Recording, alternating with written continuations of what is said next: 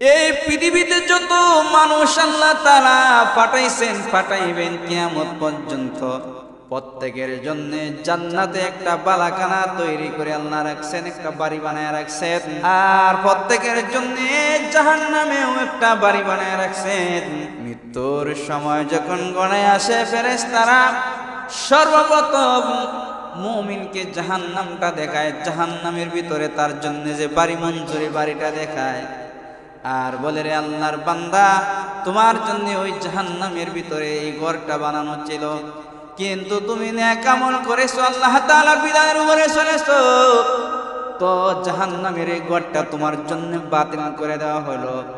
পরক্ষণের সাথে সাথে মুমিন বান্দার চোখের সামনে জান্নাতের যে বালাখানা, জান্নাতের যে তার জন্য নিয়ামত রাখছেন, যে ঘর বানায় রাখছেন, এই ঘরটাকে আল্লাহ তাআলা ফেরেশতাদের মাধ্যমে তার চোখের সামনে তুলে ধরে। কোথা থেকে, কোন জায়গা থেকে, কিভাবে একজন মুমিন বান্দা তার মৃত্যু যন্ত্রণা টের পাবে না? এক তো আল্লাহর পক্ষ থেকে সালাম, দ্বিতীয়ত ফেরেশতারা তার কানে ঘুরিতে যখন কোরআনের আয়াত তেলাওয়াত করে শোনায়, তৃতীয় নম্বরে আল্লাহ তাআলার নিয়ামত জান্নাত যখন তার চোখের সামনে তুলে ধরে, এইগুলি তার ভিতরে এমন আনন্দ যোগায়, এমন খুশি অনুভব হয় তার ভিতরে, যে আজরাইল তার রূহ কোন সময় কখন কিভাবে বের করছে সেটার পায় না। আমাদের সমাজে এরকম দেখা যায়, এমনটা যদি হয় যে অনেক সময় দেখা যায় খুব কষ্টের কাজ, কিন্তু সামনে যদি কোনো একটা আনন্দ থাকে, তাহলে এই সময়ের কষ্টটা কষ্ট কিন্তু গায়ে লাগে না। যদি সামনে বড় একটা আনন্দ থাকে, যে কারটা সাইরে হে আনন্দটা আমাদের ফাড়ি দিতাম, তাহলে কিন্তু এখানে যে কষ্টটা, কষ্ট হয় না যেমন না, কষ্ট হয়, কিন্তু এটা শরীরে লাগে না, মনে বড় হুক্তি লাগে, খুব আনন্দ লাগে যে কত এটা শেষ হইতো আর এখানে যাইতাম। ঠিক তেমনি ভাবে মুমিনের অবস্থা হয় এমন, যে মুমিনের অবস্থাটা এমন হয় যে তার জানটা, তার রূহটা কখন বের করতো আর কখন আল্লাহ তাআলার জান্নাতে গিয়ে বাড়ি বানাইত। সুবহানাল্লাহ বলবেন না? মুমিনের অবস্থাটা হয় এমন তার একটা আফসোস এসে যায়, তখন তার মৃত্যুর যন্ত্রণা তার গায়ে আর লাগে না, সে টের পায় না। যন্ত্রণা হয় কিন্তু হে কইতে পারে না, কারণ মন ধ্যান খেয়াল তো এই জায়গাত নাই। খেয়াল কোন দিকে? জান্নাতের নিয়ামতের দিকে। খেয়াল হইল আল্লাহ তাআলা যে সালাম দিয়েছেন ওই দিকে। আর রহমতের ফেরেশতারা যখন 500 ফেরেশতা জান্নাতের রেশমি রুমাল নিয়ে দৌড়াদৌড়ি করতে থাকে রূহটা নেওয়ার জন্য, তখন তার কাছে বড় খুশি লাগে। তখন তার কাছে মৃত্যুর যন্ত্রণা, মৃত্যুর কষ্টটা তার কাছে কষ্ট থাকে না।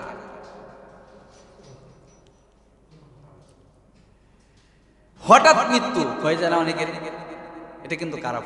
এটা কি খারাপ? আল্লাহর নবী এই কারণে বলছেন যে হঠাৎ মৃত্যু থেকে সবসময় আল্লাহর কাছে পানা চাইবা। হঠাৎ মৃত্যু থেকে আল্লাহর কাছে পানা চাইবা। আরেকটা হলো কি, আল্লাহর নবী আরেকটা দোয়া শিখাইছেন, আল্লাহুম্মা হাসিবনি হিসাবান ইয়াসীরা, আল্লাহুম্মা হাসিবনি হিসাবান ইয়াসীরা। আল্লাহর নবী মুহাম্মদ রাসূলুল্লাহ সাল্লাল্লাহু আলাইহি ওয়াসাল্লাম তিনি বলেন, আল্লাহর কাছে সব সময় প্রত্যেক নামাজের সেজদায় গিয়ে পড়বে, আল্লাহুম্মা হাসিবনি হিসাবান ইয়াসীরা। আয় আল্লাহ, আমার দুনিয়ার হায়াত যখন শেষ হয়ে যাবে, আখিরাতের হায়াত যখন আমার শুরু হবে, অর্থাৎ কিয়ামতের মাঠে যখন আমি দাঁড়ায় যাব তোমার সামনে, তখন আমার কাছ থেকে কোনো হিসাব নিও না, আমার হিসাবটা সহজ করে বিনা হিসাবে আমারে তুমি জান্নাতের মেহমান বানায়া দিও।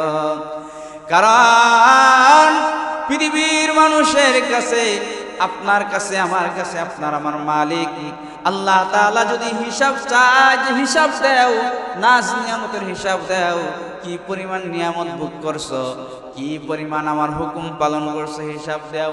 এই হিসাব যদি কোনো বান্দা বান্দিকে আল্লাহ তাআলা তার হিসাব বন্টনের হিসাবটা যদি তার কাছ থেকে নিতে চায়, কোনো বান্দা বান্দির কাছ থেকে যদি হিসাব নিতে চায়, আল্লাহর নবী বলেন হিসাব চাইবে তো তুমি আটকা পড়ে যাবে।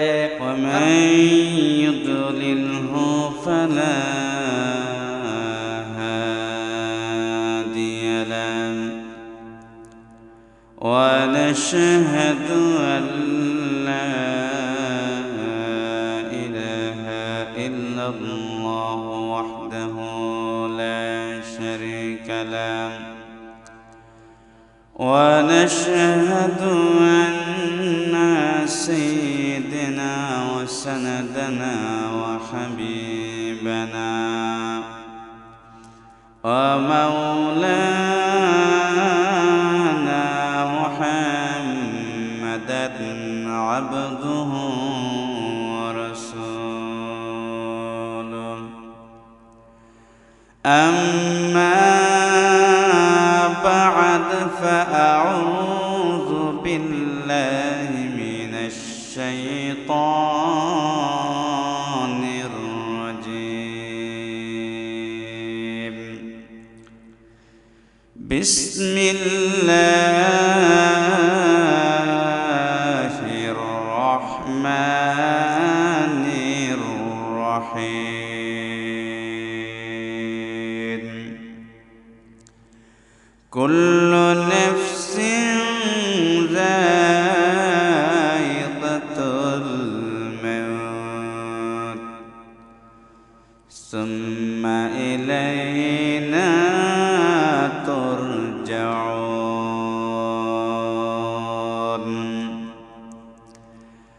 وقال رسول الله صلى الله عليه وسلم كما تموتون تحيون وتحشرون كما تموتون صدق الله العظيم وصدق رسوله النبي الكريم ونحن على ذلك من الشاهدين والشاكرين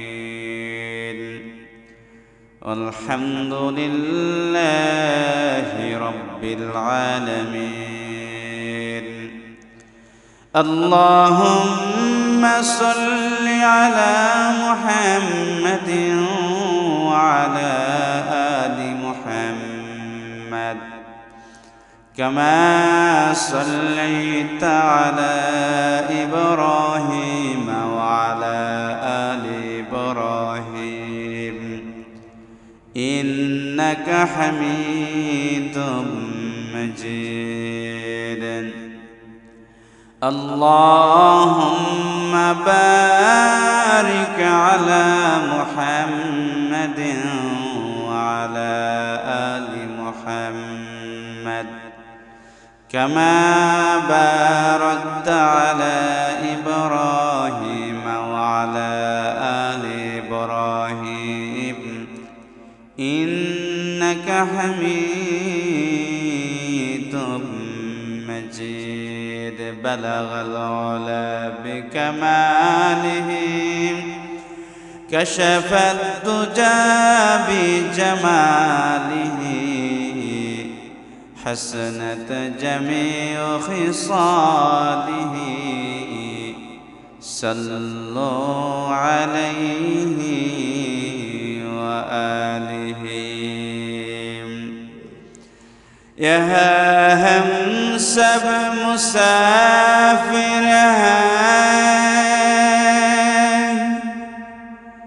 कबर आखिर ठिकाना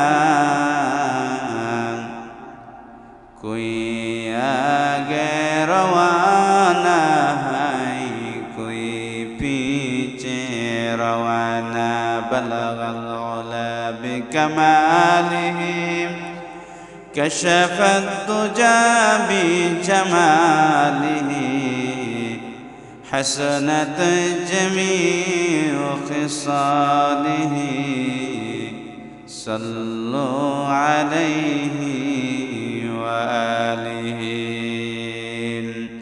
سبحانك لا علم لنا إلا ما علمتنا إنك أنت العليم الحكيم ربي زدني علما ربي زدني علما ربي زدني علما রব্বি ইয়াসসির ওয়া লা তুআসসির ওয়া তাম্মিম আলাইনা বিল খায়র। আলহামদুলিল্লাহ, আল্লাহ পাকের লাখ কোটি শুকরিয়া যে মহান রব্বুল আলামিন অত্যন্ত দয়া করে মেহেরবানি করে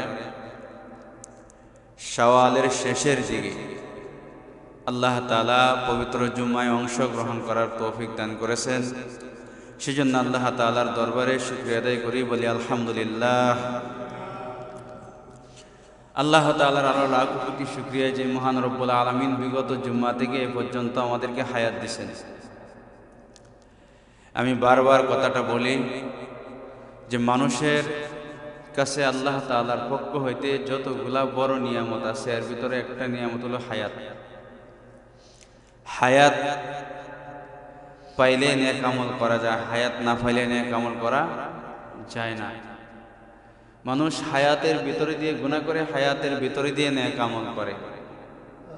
মানুষের হায়াত যে পর্যন্ত চলে তার দুনিয়া আখিরাত সে পর্যন্ত চলে। হায়াত শেষ, দুনিয়াও শেষ, আখিরাতও শেষ, অর্থাৎ দুনিয়া এবং আখিরাতের কামাই সমাপ্ত হয়ে যায়। সে কারণে আল্লাহ তাআলার পক্ষ থেকে যে বান্দা একদিন হায়াত পাইল, সে আল্লাহ তাআলার বিশেষ একটা নিয়ামত পাইল। হায়াত বিশাল বড় একটা নিয়ামতের নাম, বিশাল বড় একটা দৌলতের নাম। বিগত জুমায় আলোচনা করেছিলাম মৃত্যুর উপরে, মৃত্যুর যন্ত্রণার উপরে আলোচনা করেছিলাম। বলেছিলাম যেখানে আয়না রাখছিলাম সেখান থেকে শুরু করব। মৃত্যুর যন্ত্রণার উপরে আনুষঙ্গিক কিছু আলোচনা বিগত জুমায় করেছিলাম। পরিপূর্ণ আলোচনায় এক একটা বিষয়ের উপরে পরিপূর্ণ আলোচনা করতে গেলে দীর্ঘ সময়ের প্রয়োজন, কিন্তু পবিত্র জুমার বয়ানে লম্বা চড়া আলোচনা করা যায় না, সময় থাকে অল্প, যার কারণে এত লম্বা চড়া আলোচনা করা যায় না। যাই হোক, মৃত্যু হবে আমাদের। দুনিয়া এবং আখিরাত দুইটাকে এক জায়গায় করলে আমরা দেখতে পাই দুনিয়ার জমিনে পদার্পণের যে দরজাটা, এই দরজাটার নাম হলো জন্ম, এবং আখিরাতে ঢোকার যে দরজাটা, এই দরজাটার নাম হলো মৃত্যু। অর্থাৎ মানুষের জীবনের দুইটা অধ্যায়, একটার নাম হলো জন্ম আর একটার নাম হলো মৃত্যু। প্রত্যেকটা মানুষ নর নারী প্রাণীকুল, আমি বিগত জন্মায় বলেছিলাম প্রাণীকুলের জন্ম যেমন আছে মৃত্যু তেমন আছে। প্রাণীকুলের জন্য আল্লাহ তাআলা মৃত্যুর দরজা রাখছেন, জন্মের দরজা রাখছেন। কিন্তু আল্লাহ তাআলা সূরা মুলুকের ভিতরে বলেছিলেন, আল্লাযী খালাকাল মাউতা ওয়াল হায়াতা লিয়াবলুয়াকুম আইয়ুকুম আহসানু আমালা। আল্লাহ তাআলা আয়াতের ভিতরে বলেন, আল্লাযী খালাকাল মাউত, তোমার মরণটা নিশ্চিত, ওয়াল হায়াতা লিয়াবলুয়াকুম আইয়ুকুম আহসানু আমালা, তোমাকে যে হায়াত দিয়ে দুনিয়াতে প্রেরণ করা হলো, কেন? আইয়ুকুম আহসানু আমালা, তোমার আমলকে দেখার জন্য, তোমার ভালো আমলকে পরীক্ষা করার জন্য। এই আয়াতের ভিতরে আল্লাহ তাআলা মৃত্যুর কথাটা আগে আনছেন আর হায়াতের কথাটা কি পরে আনছেন। অথচ আমরা বাস্তব দৃষ্টিতে দেখতে পাই আগে জীবন পরে মরণ, কিন্তু আল্লাহ তাআলা বললেন কি আগে মরণের কথা উল্লেখ করলেন, পরে হায়াতের কথা উল্লেখ করলেন। এর যতগুলি জবাব আছে দুই একটা জবাব দিয়েছিলাম, এর মধ্যে একটা উল্লেখযোগ্য, সবচেয়ে উল্লেখযোগ্য একটা জবাবের নাম হলো, জবাব হলো ওই যে আপনার আমার মৃত্যু যে হবে এটা নিশ্চিত, মরণের টিকিটটা আল্লাহ তাআলার সাথে দিয়া পাঠাইছেন। আর হায়াত যেটা দিচ্ছেন এটার কোনো ভ্যালু নাই, এটার কোনো গ্যারান্টি নেই, এটার 4 পয়সার কোনো গ্যারান্টি নেই। যদিও আমরা লম্বা চড়া আশা করি আগামীকাল ওই কাজ করব, 1 মাস পরে এই কাজ করব, 6 মাস পরে এই কাজ করব, আগামী বছর এই কাজ করব, আমাদের আশা হয় লম্বা চড়া, কিন্তু বাস্তবেই দেখা যায় কি আমার হায়াতের কোনো গ্যারান্টি নেই, আশার কোনো শেষ নাই। হাই রে আশা আর আশা, কিন্তু আমার হায়াত যে নাই, হায়াত যে আছে কিনা তা তো আমি বলতে পারি না। হায়াতটা এটা গণাতে আসে না, হিসাবে আসে না, মরণটা হিসাবে আসে, এটা গ্যারান্টিতে আসে। এ কারণে আল্লাহ তাআলা আয়াতের ভিতরে মরণের কথাটা আগে উল্লেখ করেছেন আর জীবনটা পরে আনছেন।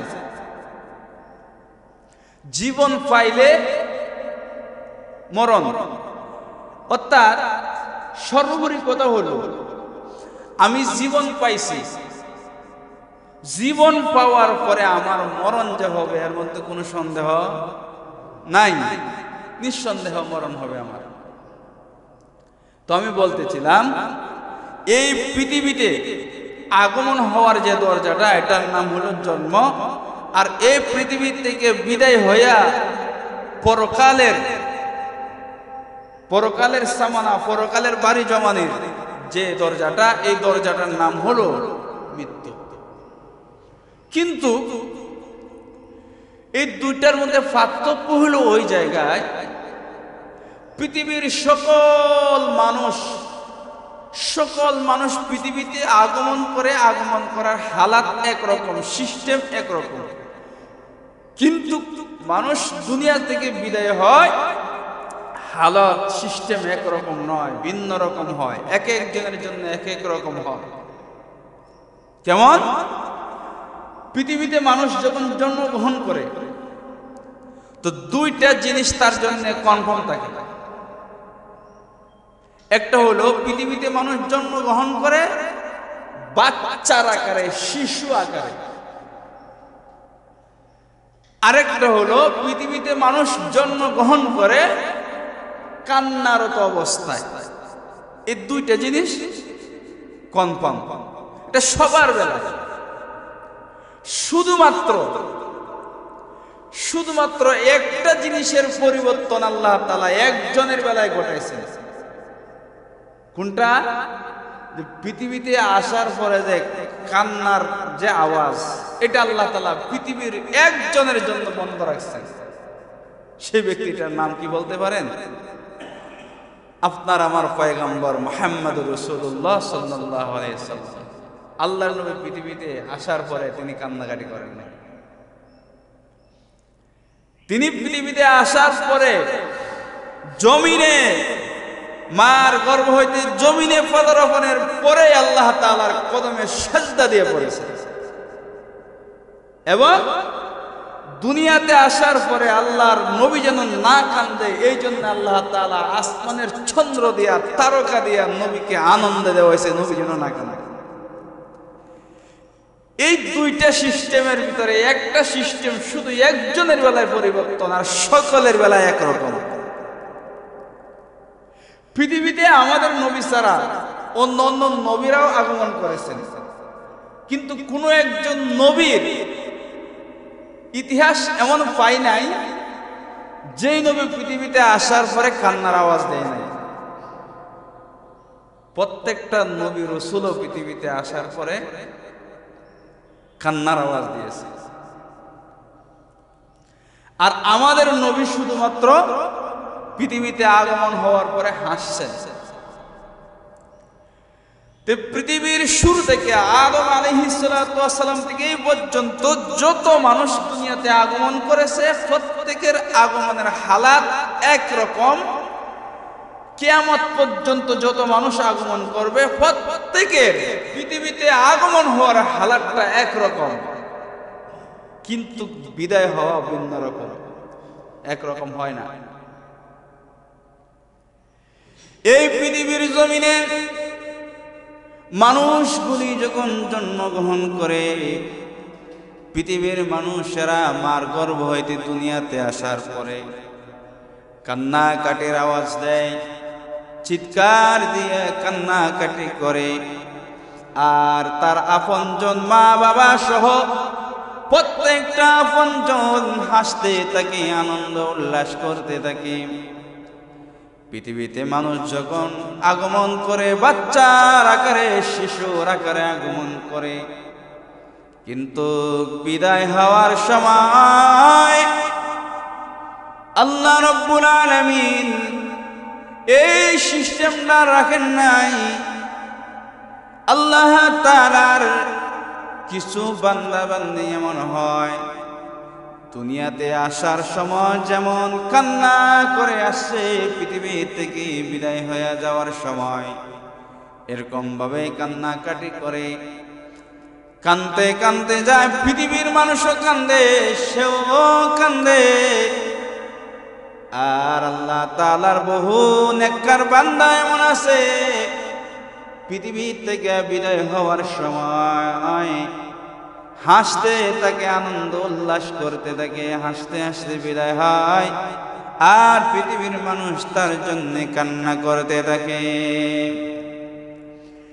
বুঝে থাকলে বলুন দেখি, যেই মানুষটা পৃথিবীতে আগমন হওয়ার সময় কান্নার আওয়াজ দিয়ে আগমন করেছে, আবার যাওয়ার সময় কান্নার আওয়াজ দিয়ে যাইছে, পৃথিবী থেকে বিদায় হওয়ার সময় কান্নাকাটি করছে, এর জন্য খুশনসিব, এর জন্য কি ভালো সুসংবাদ না। কিন্তু যে ব্যক্তিটা পৃথিবীতে আগমন হওয়ার সময় কান্নার আওয়াজ দিয়ে আগমন করেছে, পৃথিবী থেকে বিদায় হওয়ার সময় হাসতে হাসতে বিদায় হয়েছে, এই দুই ব্যক্তির ভিতরে আল্লাহর নবী বলেন, যে ব্যক্তিটা হাসতে হাসতে বিদায় হয়েছে সে সফল, পরকালের দরজা তার জন্য ভালো। এই পৃথিবী থেকে বিদায় হওয়ার মৃত্যু নামক দরজায়, মৃত্যু নামক পিয়ালাটা পৃথিবীর সকল প্রাণীকুলের গ্রহণ করতে হবে, এর ভিতরে কোনো সন্দেহ নাই। আল্লাহ রাব্বুল আলামিন কোরআনে কারীমের ভিতরে বলেন, কুল্লু নাফসিন যায়িকাতুল মাউত, সকল প্রাণীদের মৃত্যুর স্বাদ গ্রহণ করতে হবে, মৃত্যুর পেয়ালা গ্রহণ করতে হবে। মৃত্যুর পেয়ালা গ্রহণ না করে পরকালের দিকে কেউ যাইতে পারবে না। কিন্তু রব্বুল আলামিন এই যে মৃত্যু নামক দরজাটাকে কারোর জন্য শুভময় করেন, কারোর জন্য অকল্যাণ করেন, কারোর জন্য ভালো, কারোর জন্য মন্দ। এই পৃথিবীতে আগমন হওয়ার পরে যে বান্দা বান্দি তার জিন্দিগিটা আল্লাহ তাআলার বিধানের উপর, তার মালিকের হুকুমের উপর চালাইছে, আল্লাহর এই বান্দা পৃথিবী থেকে বিদায় হওয়ার সময় হাসতে হাসতে বিদায় হবে। আর তামাম পৃথিবীর মানুষ তার চাল চলনে, তার আচরণে কাঁদতে থাকবে, আফসোস করতে থাকবে। শুধু তাই নয়, আল্লাহর নবী বলেন, নেককারের মৃত্যুতে আসমান কাঁদে, জমিন কাঁদে, এমনকি আল্লাহ তাআলার আরশে আযীম পর্যন্ত কাঁদতে থাকে। আর বদকারের মৃত্যুতে কেমন হয়? বদকার যখন মৃত্যুবরণ করে, আহারে মৃত্যুর যন্ত্রণা কত কঠিন, মৃত্যুর যন্ত্রণা কত কষ্টদায়ক।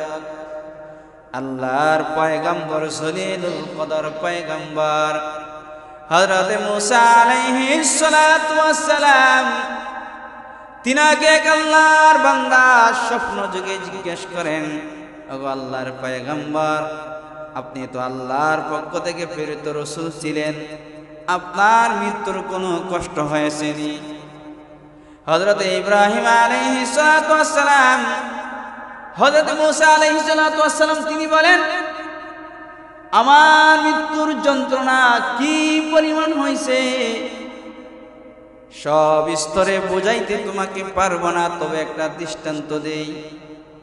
আমার পেটের ভিতরে নারী বুড়ির সঙ্গে কয়েক হাজার রশি একসাথে বেঁধে কয়েক হাজার লোকে সজোরে টান দিলে যদ্দুর কষ্ট হয়, আমার রূহ বের করার সময় এমন কষ্ট অনুভব আমার হয়েছে।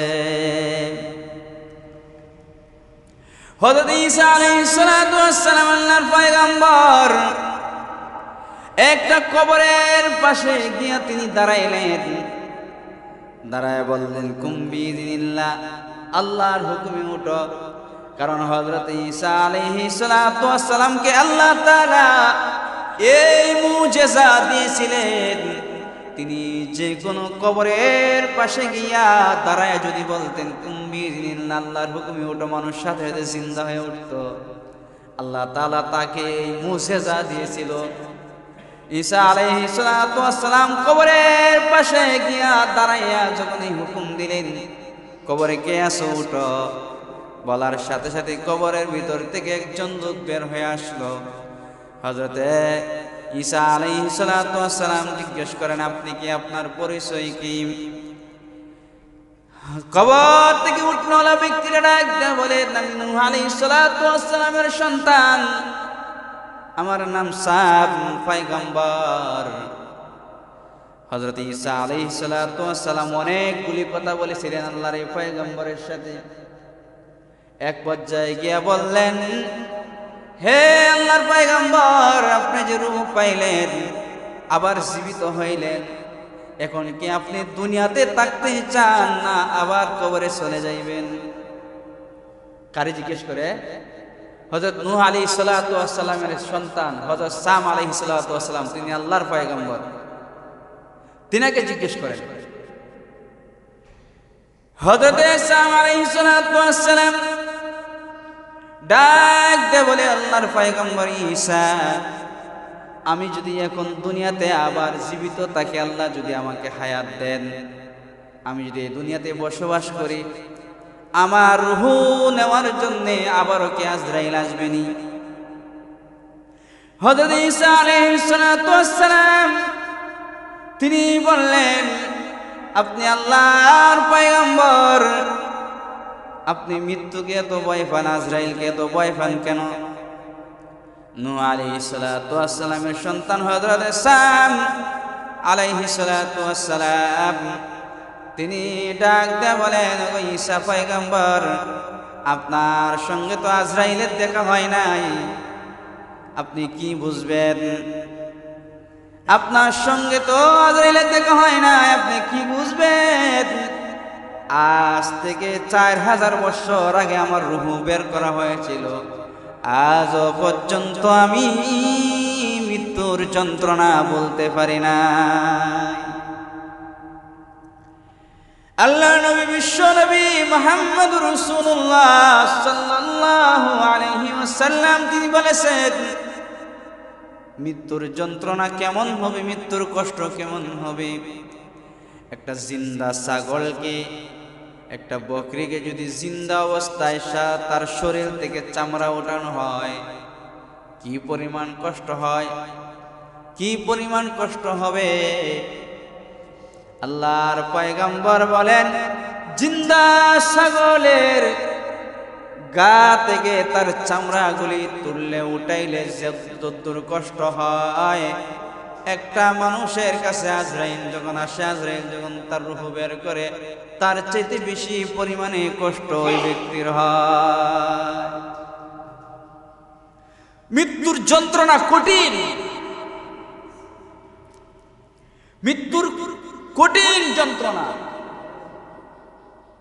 এই মৃত্যুর দরজায় যে ফাড়ি দিছে সে জানে মৃত্যু যে কত কষ্টকর।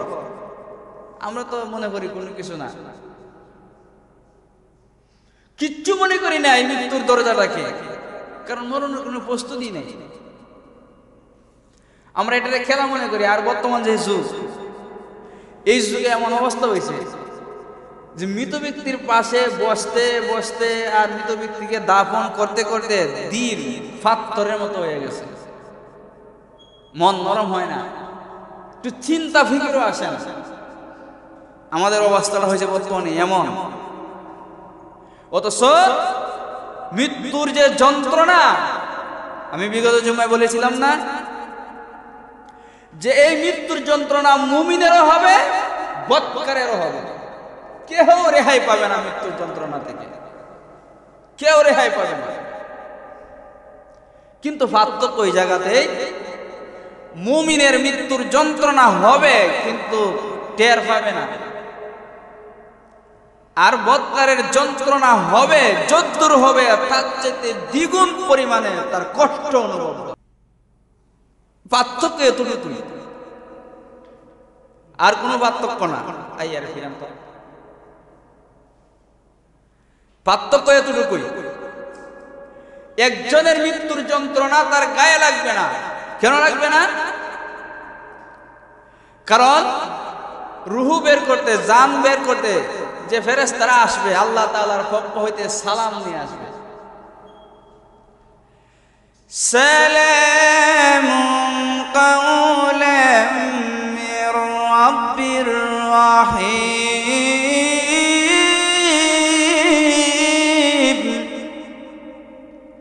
আল্লাহর পক্ষ থেকে সালাম নিয়ে আসবে ফেরেশতারা। কেমন হবে? আল্লাহর নবী, বিশ্ব নবী মুহাম্মদ রাসূলুল্লাহ সাল্লাল্লাহু আলাইহি ওয়াসাল্লাম বলেন, আবু বকর, আজরাইল যখন তোমার কাছে আসবে তোমার রূহ বের করার জন্য, আল্লাহর পক্ষ থেকে তোমাকে সুসংবাদ দিবে, তোমাকে সালাম দিবে, আর তোমার কানের কাছে ফেরেশতারা কোরআনের আয়াত তেলাওয়াত করে শোনাবে, ইয়া আইয়াতুহান নাফসুল মুতমাইন্নাহ ইরজিই ইলা রাব্বিকি রাদিয়াতাম মারদিয়াহ ফাদখুলি ফি ইবাদি ওয়াদখুলি জান্নাতি। এই আয়াতগুলি তোমার কানের কাছে শোনাবে আর বলবে, হে প্রশান্ত মন, আল্লাহ তাআলার হুকুমে বের হয়ে আসো। তখন আল্লাহ তাআলার হুকুমে বের হয়ে আসো, এই কথা সেই মুমিন বান্দাটার কানে কানে ফেরেশতারা বলবে। এই বান্দাটার রূহটা তার ভিতর থেকে বের হয়ে যাবে, সে টের পাবে না। কেমন ভাবে টের পাবে না? একটা আটার চাকার ভিতর থেকে একটা চুল টানে বের করলে যেমন ভাবে আটার চাকাটা টের পায় না, ঠিক তেমনি ভাবে মুমিনের রূহ বের করার সময় তার দেহটা এরকম ভাবে কোনো টের পাবে না, তার কষ্ট লাগবে না, তার অবস্থাটা হবে এমন, তার জন্য সহজ হবে, তার জন্য আসান হয়ে যাবে, সে বলতে পারবে না, ঘুমিয়ে যাবে। এই জীবনে বহু আল্লাহর বান্দাকে দেখেছি, পাশে বসে থেকে দেখেছি আল্লাহর বান্দা ঘুমায় রয়েছেন, দুইটা চক্ষু বন্ধ করে ঘুমায় রয়েছেন, নড়াচড়া নাই। আল্লাহর বান্দার দেহ থেকে রূহু কখন বের হয়ে গেছে পাশে বসে থাকা মানুষেরা বলতে পারে না।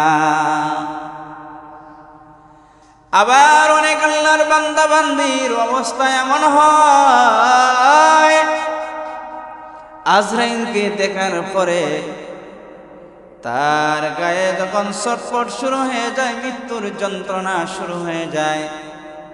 তাফসীরের কিতাবে, হাদিসের কিতাবে উল্লেখিত আছে মৃত্যুর যন্ত্রণা কোন জায়গা থেকে শুরু হয়।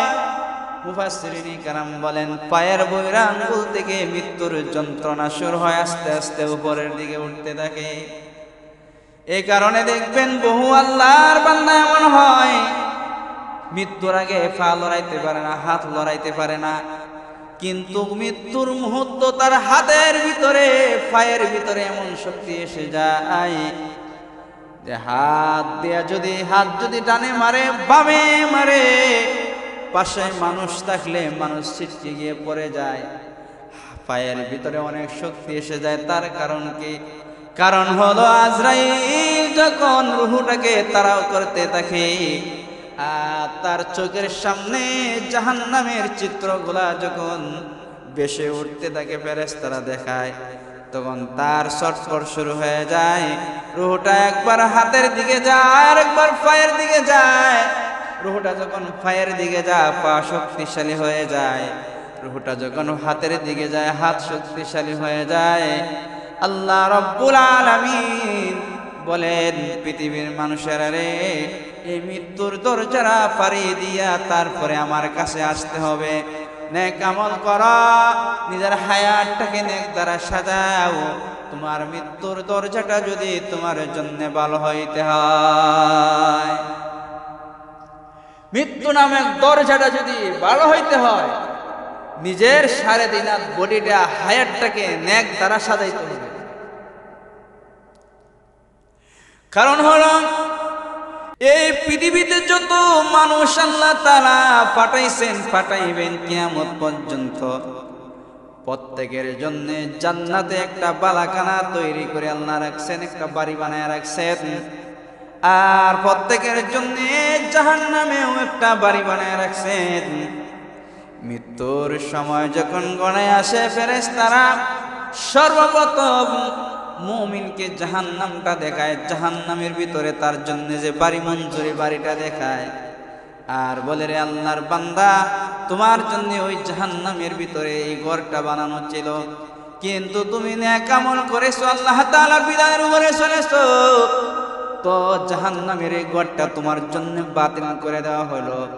পরক্ষণের সাথে সাথে মুমিন বান্দার চোখের সামনে জান্নাতের যে বালাখানা, জান্নাতের যে তার জন্য নিয়ামত রাখছেন, যে ঘর বানায় রাখছেন, এই ঘরটাকে আল্লাহ তাআলা ফেরেশতাদের মাধ্যমে তার চোখের সামনে তুলে ধরে। কোথা থেকে, কোন জায়গা থেকে, কিভাবে একজন মুমিন বান্দা তার মৃত্যু যন্ত্রণা টের পাবে না? এক তো আল্লাহর পক্ষ থেকে সালাম, দ্বিতীয়ত ফেরেশতারা তার কানে ঘুরিতে যখন কোরআনের আয়াত তেলাওয়াত করে শোনায়, তৃতীয় নম্বরে আল্লাহ তাআলার নিয়ামত জান্নাত যখন তার চোখের সামনে তুলে ধরে, এইগুলি তার ভিতরে এমন আনন্দ যোগায়, এমন খুশি অনুভব হয় তার ভিতরে যে আজরাইল তার রূহ কোন সময় কখন কিভাবে বের করছে সেটার পায় না।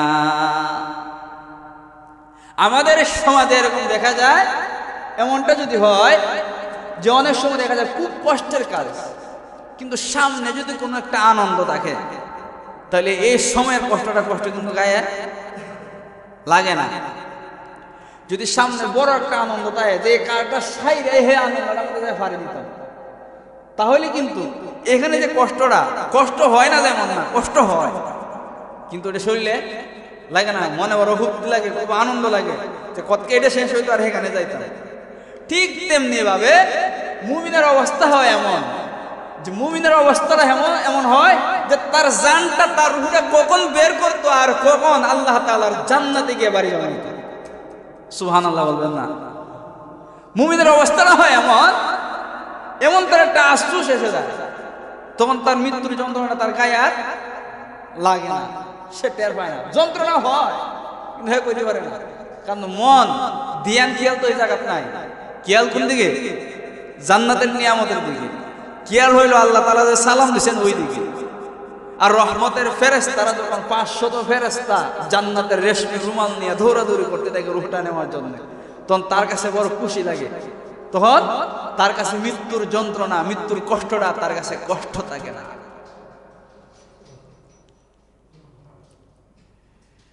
হঠাৎ মৃত্যু হয়ে যায় না অনেকের, এটা কিন্তু খারাপ। এটা কি খারাপ? আল্লাহর নবী এই কারণে বলছেন যে হঠাৎ মৃত্যু থেকে সবসময় আল্লাহর কাছে পানা চাইবা। হঠাৎ মৃত্যু থেকে আল্লাহর কাছে পানা চাইবা। আরেকটা হলো কি, আল্লাহর নবী আরেকটা দোয়া শিখাইছেন, আল্লাহুম্মা হাসিবনি হিসাবান ইয়াসীরা, আল্লাহুম্মা হাসিবনি হিসাবান ইয়াসীরা। আল্লাহর নবী মুহাম্মদ রাসূলুল্লাহ সাল্লাল্লাহু আলাইহি ওয়াসাল্লাম তিনি বলেন, আল্লাহর কাছে সব সময় প্রত্যেক নামাজের সেজদায় গিয়ে পড়বে, আল্লাহুম্মা হাসিবনি হিসাবান ইয়াসীরা। আয় আল্লাহ, আমার দুনিয়ার হায়াত যখন শেষ হয়ে যাবে, আখিরাতের হায়াত যখন আমার শুরু হবে, অর্থাৎ কিয়ামতের মাঠে যখন আমি দাঁড়ায় যাব তোমার সামনে, তখন আমার কাছ থেকে কোনো হিসাব নিও না, আমার হিসাবটা সহজ করে বিনা হিসাবে আমারে তুমি জান্নাতের মেহমান বানায়া দিও। কারণ পৃথিবীর মানুষের কাছে, আপনার কাছে, আমার কাছে, আপনার আমার মালিক আল্লাহ তাআলা যদি হিসাব চায়, যে হিসাব দাও, নাজ নিয়ামতের হিসাব দাও, কি পরিমাণ নিয়ামত ভোগ করছো, কি পরিমাণ আমার হুকুম পালন করছো, হিসাব দাও।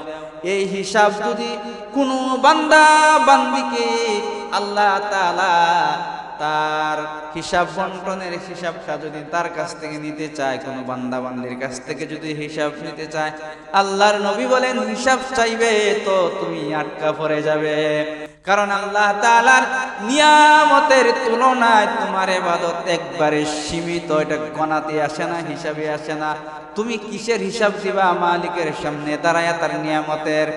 আর তোমার নেক আমলের হিসাব তুমি কি দিবা? দুইটাকে এক জায়গায় করলে নিয়ামতের তুলনায় নেক আমল কোনো কিছু না। এই কারণে আল্লাহর নবী বলেন সব সময় দোয়া করা, মালিক আমাকে তুমি বিনা হিসাবে জান্নাতের মেহমান বানায়া দিও। বলতেছিলাম মৃত্যুর যন্ত্রণা মুমিনেরও হবে, বদকারেরও হবে, কিন্তু বদকারের যন্ত্রণা আসতে তার শরীরে লাগবে, সে টার পাবে, নেককার টার পাবে না। এখন আসুন মৃত্যুর পরের অবস্থা কেমন। এই পৃথিবীতে মানুষ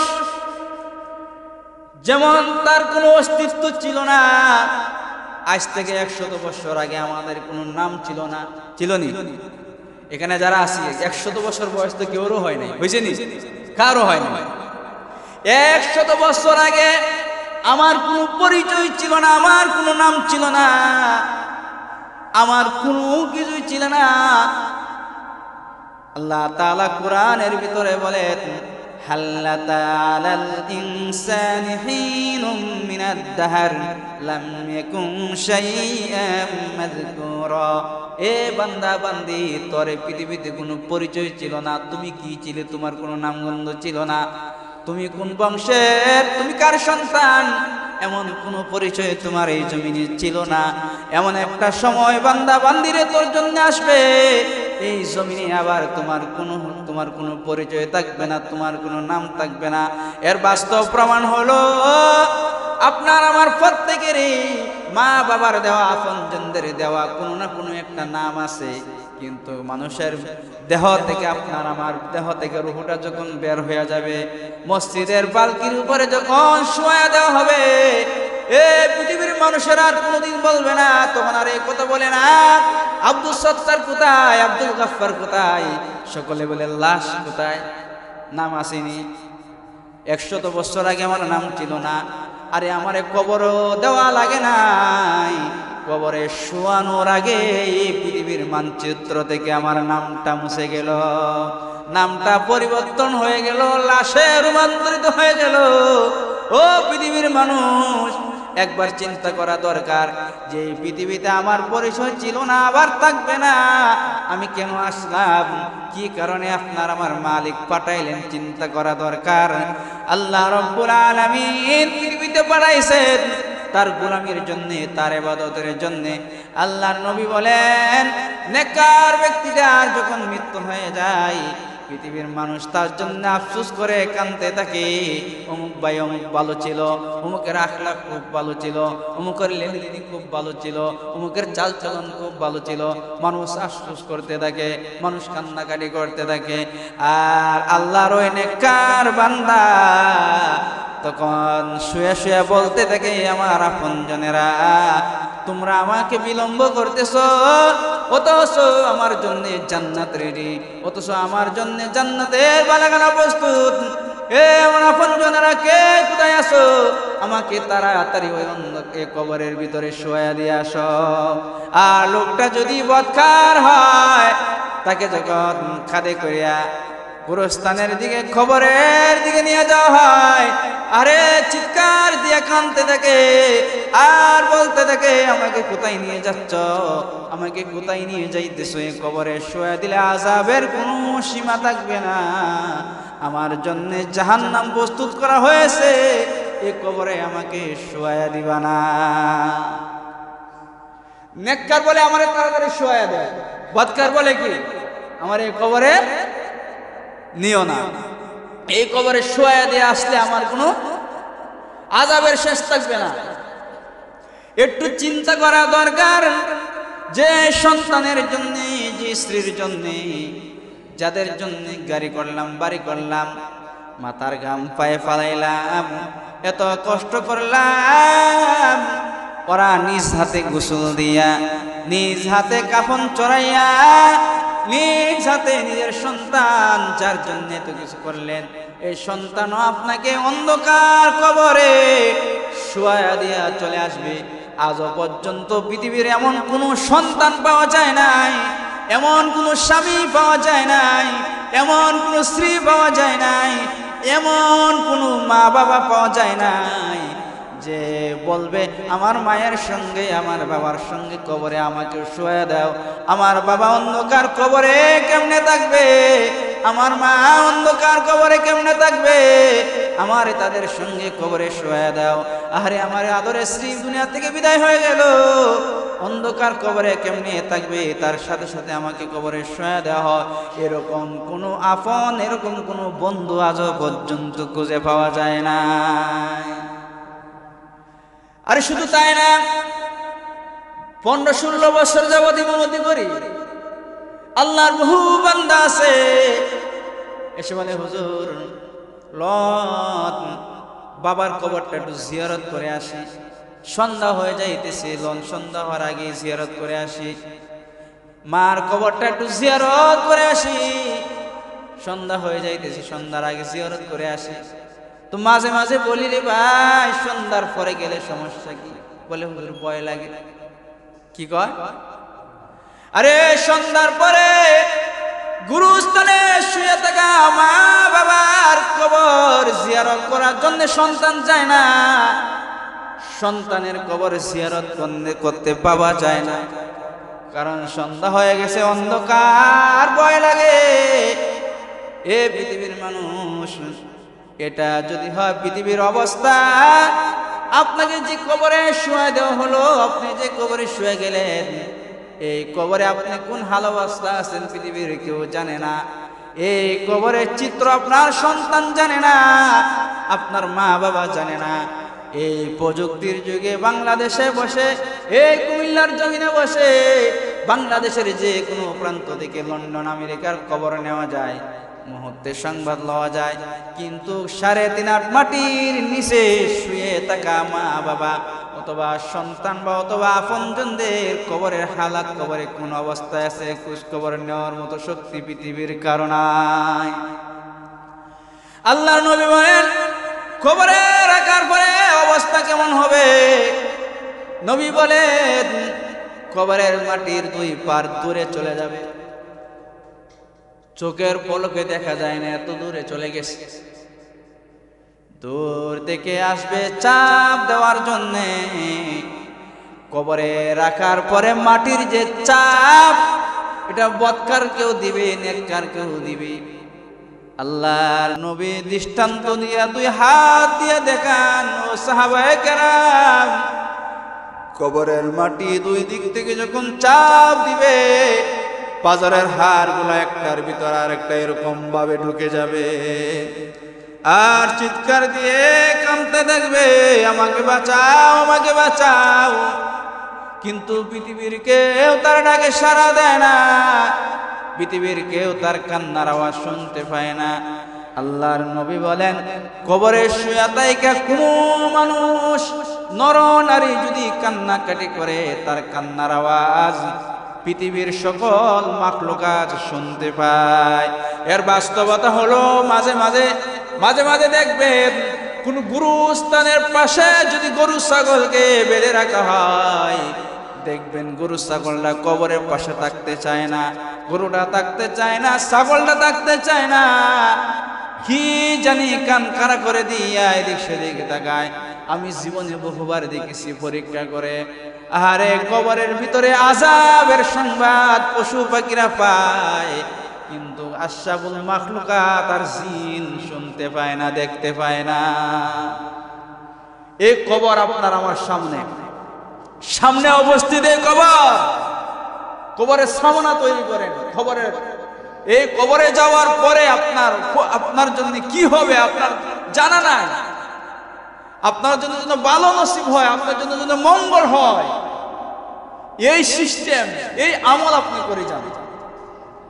কবরে শুয়ে দেওয়ার পরে লোকটা যদি নেককার হয়, আরে কবরে যাওয়ার পর আমি বিগত জুমায় বলেছিলাম, অনেকের জন্য শুনতে নতুন মনে হয়েছে যে কবরে মুনকার নাকির ফেরেশতা আসার আগে আরেকজন ফেরেশতা গিয়ে কবরে হাজির হয়। কে আসার আগে? মুনকার নাকির ফেরেশতা কবরে হাজির হওয়ার আগে একজন ফেরেশতা কবরে গিয়ে কি হয়? হাজির হয়ে যায়। হাজির হয়ে বলে, ওগো আল্লাহর বান্দা, তোমার আমলটা তুমি লিপিবদ্ধ করো, লেখো। বান্দারা যদি নেককার হয় আর বদকার হয়, নেককার বদকার উভয়ে বলে, হে আল্লাহর ফেরেশতা, আমি আমার আমলনামা কিভাবে লিখবো? কাগজ কলম কোথায় পাবো? লোকটা যদি নেককার হয়, আল্লাহর ফেরেশতা ডাক দিয়ে বলে, রে আল্লাহর বান্দা, তোমার হাতটা শুধু ঘুরাইতে থাকো, আল্লাহ তাআলা কুদরতি ভাবে তোমার আমলনামাটা লিপিবদ্ধ করে দিবেন। সুবহানাল্লাহ, কুদরতি ভাবে করে দিবেন। আর যদি লোকটা বদকার হয়, গুনাহগার হয়, বলে আমি কেমনে লিখবো? ফেরেশতা তখন এত জোরে চাপ দেয়, একটা চিৎকারের আওয়াজ পৃথিবীর এক প্রান্ত থেকে অপর প্রান্ত গিয়ে পৌঁছে যায়। মুমিন হোক আর বদকার হোক, নাফরমান আর মুমিন, দুনো দলের বেলা সিস্টেম একরকম। আমলনামাটা লিপিবদ্ধ করে গলা একটা হাড়ের মতো ঝুলাইয়া ফেরেশতারা দিয়ে চলে যায়। মুনকার নাকির ফেরেশতা এসে বুঝতে পারে লোকটা নেককার না বদকার। লোকটা যদি নেককার হয়, পৃথিবীর জমিন থেকে তার আল্লাহ তাআলার ফেরেশতাদের 3টা প্রশ্নের জবাব শিখে যাওয়া লাগে নাই, মুখস্থ করে তালিম করে যাওয়ার দরকার নাই। লোকটা যদি নেককার হয়, আল্লাহ তাআলা কুদরতি ভাবে তার জবান দিয়ে বের করে দেবে, রব্বি আল্লাহ দীনি আল ইসলাম ওয়া মুহাম্মাদুর রাসূলুল্লাহ। আল্লাহ তাআলা কুদরতি ভাবে বান্দার জবান দিয়ে বের করে দিবে। আর যদি বদকার হয়, 1000 বার মুখস্থ করে মস্ক করে গেলেও কবরে যাওয়ার পরে আল্লাহ তাআলা কুদরতি ভাবে জবান বন্ধ করে দিবে, জবান দিয়ে আসবে না। কবরে শোয়া দেওয়ার পরে বদকার হইলে কবরের ভিতরে সর্বনিম্ন 99টা সাপ ঢুকাইয়া দেওয়া হবে, আর জাহান্নামের সাথে কবরে একটা সংযোগ করে দেওয়া হবে। আর যদি লোকটা নেককার হয়, তো বান্দাটার কবরের সাথে জান্নাতের একটা সূত্র আল্লাহ তাআলা করে দেয়। ইসরাফিলের সিংহায় ফু দেওয়ার আগ পর্যন্ত কবরের ভিতরে আল্লাহর বান্দা ঘুমায়া থাকে। ইসরাফিলের সিংহায় ফু দেওয়ার আগ পর্যন্ত নির্টেনশনে ঘুমায়া থাকবে।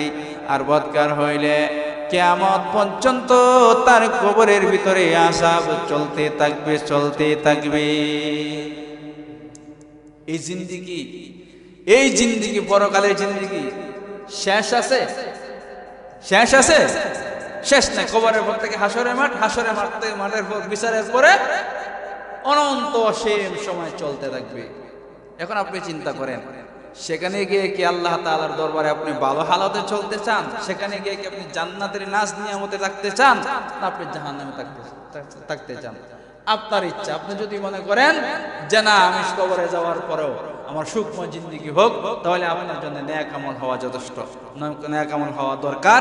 আর যদি মনে করেন যে না, সেখানে যাওয়ার পরে যা একবারে জিন্দেগি চলে গেছে, তাহলে আযাবের কোনো সীমা থাকবে না। ওয়া আখিরু দাওয়ানা আলহামদুলিল্লাহি রাব্বিল আলামিন।